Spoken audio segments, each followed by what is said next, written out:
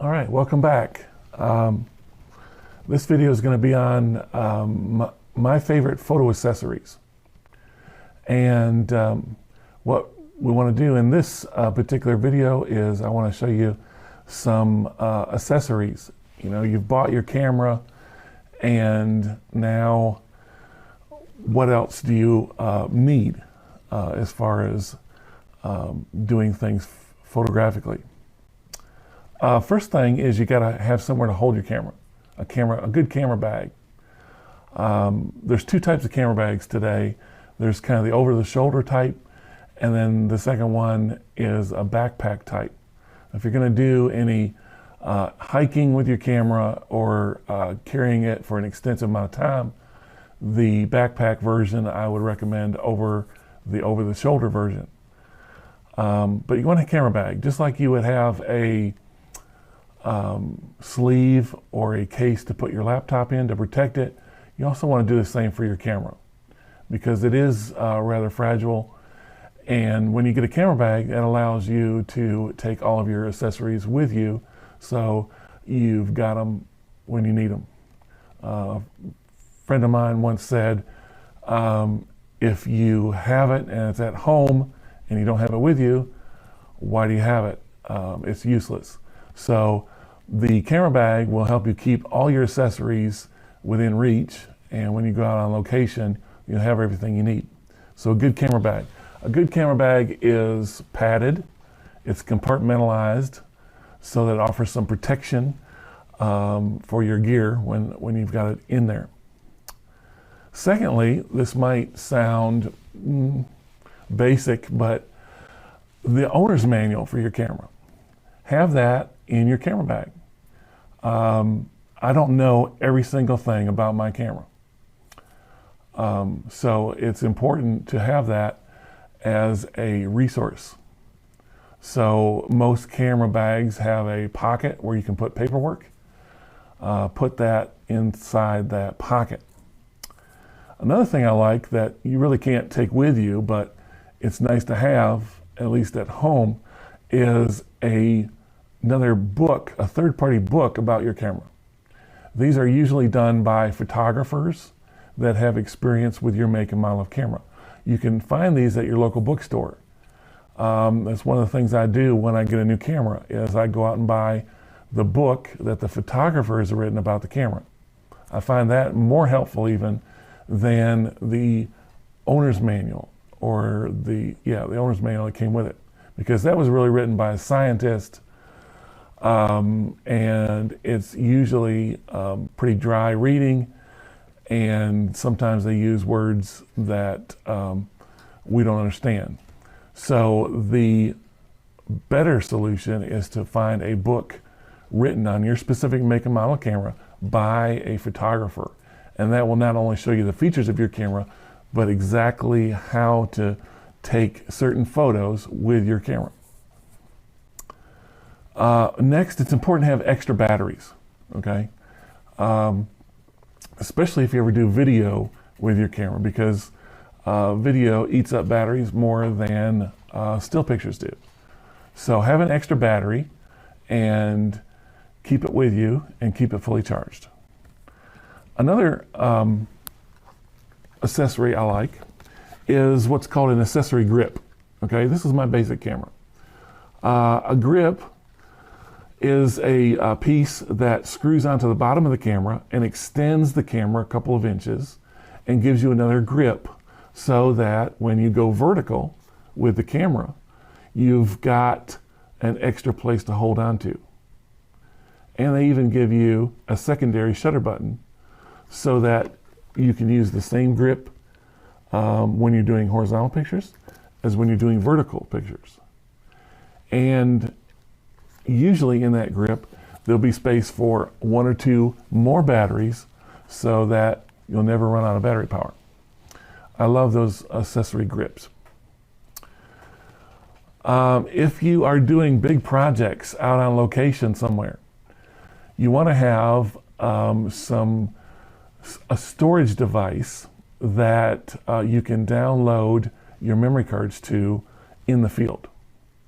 Okay, that used to be accomplished several years ago by what they used to call a pocket hard drive or a digital wallet. I don't see those much anymore. What people are doing now is we've got small laptops, we've got tablets that people are using instead, an iPad, those kind of devices. And the feeling here is, if you're doing an extended project out on location, you want to back up your memory cards as soon as possible. So this allows you to make an immediate backup even when you're away from electrical power, so on and so forth. So that's a good idea to have. Next, you want a good tripod, okay? This is probably the world's smallest tripod that I've ever seen. I picked it up at a local camera store. And I always have this one with me in my camera bag. And I can use it in a pinch, okay? But obviously, you want a better tripod than just that. So I do have a tripod with me. And some things just require tripods. Long exposures. If you ever do waterfall photography, like I do. Anything having to do in low light situations, you need a tripod. You'd be surprised at the number of professionals that use tripods in broad daylight. Sometimes you might wonder, how do they get such sharp pictures? Well, part of that is they're using the camera on a tripod more often than we are. So I'd encourage you to get a sturdy tripod. They come with different types of heads on them. The best overall head that I found is called a ball head. You loosen up one control with the ball head and you can tilt the camera in any direction and quickly. Another nice feature to have with a tripod is what's called a quick release plate. That's a little plate that you screw onto the bottom of your camera and you can leave it there, and then the attachment from the camera to the tripod goes much quicker. It's basically snap on, snap off. That's called a quick release plate. You want to have one of those. So tripods are essential. A good flash. Of course, your camera comes with a pop-up built-in flash, but that's only good for about 20 feet away. So if you're photographing anything that you want to light up that's farther than 20 feet away, you want to have an external flash. Also, the flash that's in your camera is not very creative. It's very in your face and direct, okay? So if you get an external flash, one of the features on that is they'll usually have a bounce head so that you can bounce the light off of a low ceiling, and that'll give you a softer light on your subject. Also, you've got more power when you have an external flash. And sometimes they'll have a swivel head where you can bounce it off a nearby wall. There's a lot of creative things you can do with an external flash versus the internal one. The internal pop-up is good in a pinch, but ultimately, if you do any low light photography or other special effects, you're going to want a flash. Some extra lens choices to keep in mind. Fisheye lenses are fun. And now they're making little filters that you can screw on the front of your lens that give you the same effect as a fisheye. A fisheye will give you an extreme 180-degree circular view of the world. And they're fun to play around with. And like I said, you can find these filters for very inexpensive. Another one that's fun to play around with is something called a lens baby. Look that one up, a lens baby.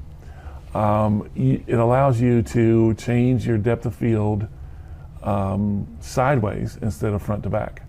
And you can do some isolated things with special one thing in focus. And then it's even fun to play around with no lens on the camera. You say no lens? You can make a pinhole lens from just the body cap that comes on your camera, poking a small hole in that and using that as your lens.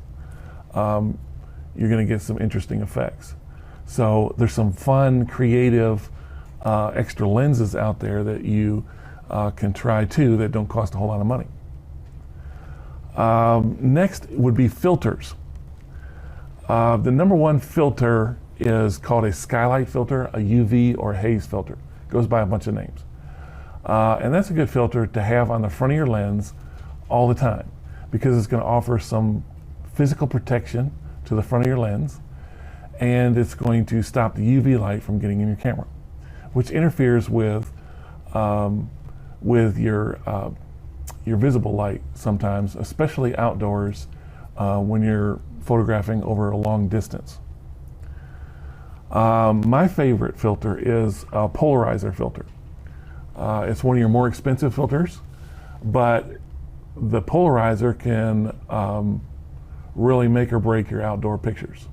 The polarizer can take out reflections in water or glass. It can saturate colors, and it makes the clouds pop out in your sky. So landscape photographers specifically love the polarizer filter. You've probably heard of polarizing sunglasses before. Same effect. You're eliminating reflections, and we don't realize it, but there's reflections all around us all the time, and the polarizer will eliminate those reflections. Another one that's good for doing special effects with long exposures during the day is what's called a neutral density filter.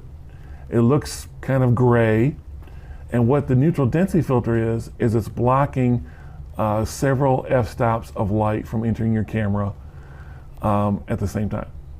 And that's going to allow you to use a slower shutter speed in broad daylight than you normally could. So if you want to do some waterfall photography and you want to slow down your shutter speed to let that water flow over the rocks, that's going to help you. You can do a lot of creative things with long shutter speeds in broad daylight, but you've got to have a neutral density filter to be able to do that. Another one that I like, especially as a landscape photographer, is called a split neutral density filter, or a graduated neutral density filter. Looks very similar to this. There's a dark portion at the top, and then the darkness gradually dissipates to about halfway down the filter, and then it's clear glass towards the bottom. And this comes with its own special holder that puts it in front of your lens. But what this is for darkening up the sky in your photo and not touching anything in the foreground. So whenever you want to balance the exposure of a bright sky, a graduated neutral density filter is the way to go. So that's 4 filters right there that are really still used in digital photography. Back in the film days, photographers used to use lots of in-camera filters for various special effects. But with the advent of digital and being able to change things in post-production today, most of those have gone away. But those 4 have survived, okay? The UV filter, the polarizer, the neutral density, and the graduated neutral density, okay? There's really no substitute for those in post-production. So if you don't have them on your camera when you're out in the field, you don't get the effect. Another thing, just a word about dust in your camera. I have students come up to me and ask, how can I clean the dust off my sensor on my camera? Well, they do make special cleaning kits, but I don't recommend that anybody do that themselves, okay? I don't even do it myself. It's one of those things I let the pros handle. It usually costs between $35 and $50 for a professional camera cleaning. So if you get those fuzzy dark spots showing up in your photos, that's an indication that you need your camera serviced. You need that sensor cleaned. And again, I would say take that to a professional to have done instead of trying to do it yourself. There's a lot of things you can mess up if you don't know what you're doing inside your camera. And your camera is an expensive piece of equipment, so I always say, let the pros handle that and do it, and don't do it yourself. Fortunately today, most cameras have a onboard dust feature to help with that. The last thing I want to show you in regards to accessories is a grayscale balance card and a color balance card. They make these things real small nowadays that can fit in your pocket or your camera bag. And what you do with this is you would have someone hold this in your photo and take one picture under the lighting conditions you're working under with this in the photo, and then remove it and take your pictures like normal. But this picture later is going to help you in post-production. The colors are going to help you set the white balance correctly in post-production for your work. And the grayscale side is going to help you set the exposure correctly in post-production for your work. And like I said, they make those very portable now,